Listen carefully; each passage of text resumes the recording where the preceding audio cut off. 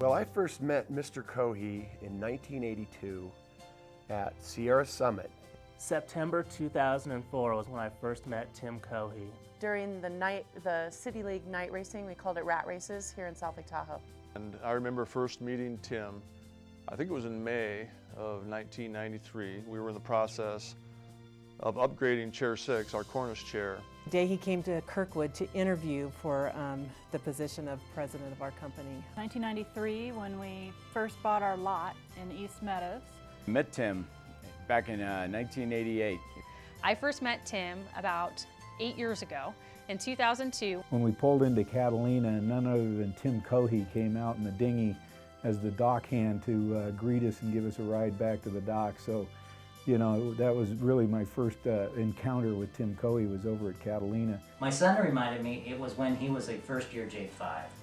That's what ski racing has. It has an effect on you like that. My first impression, which was he was very young, he had slicked back hair, and he was very cute. I met Tim in '93. I'd just come off tour with the Dead. 1993, I believe, when he came to Kirkwood through Peter Curtis.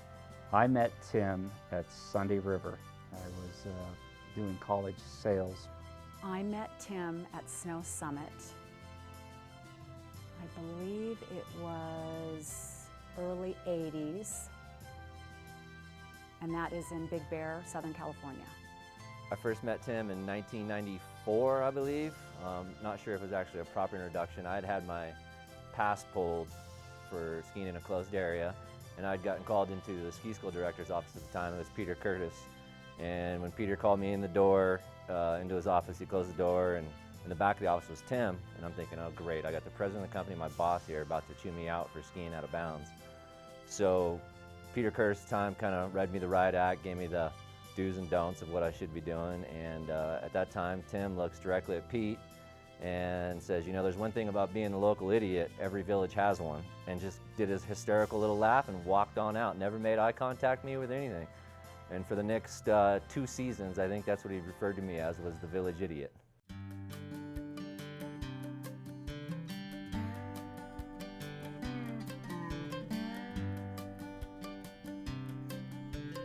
We've been married, it'll be 24 years this May. We've got 5 kids.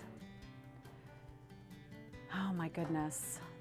I do remember when we were early married. It was in, he was working at Bear Mountain at the time.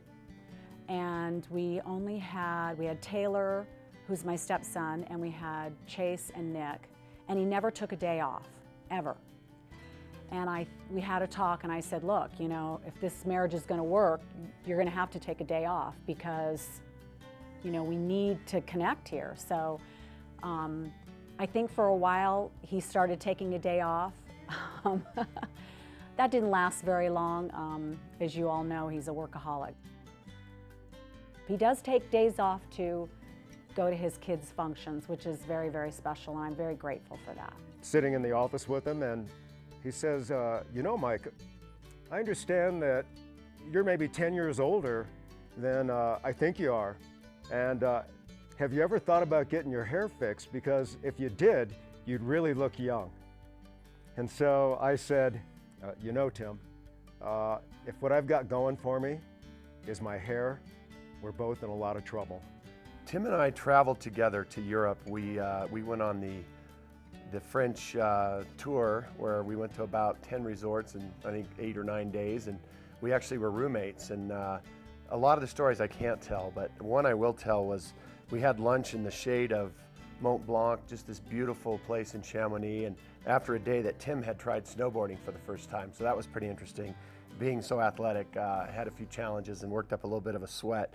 But we had a lunch complete with all kinds of drinks, of wine and beer, and we were taking pictures of each other, and I thought it would be funny to take all the glasses on the table and put them in front of Tim to take a picture to send back to Kirkwood to show what he was really doing on the trip. And I think we both laughed for a good half hour about that one. So this is to you, but it's from Chip Carey. It says, can you please explain to me what FU strong letter to follow means? I think it has something to do with snow reporting.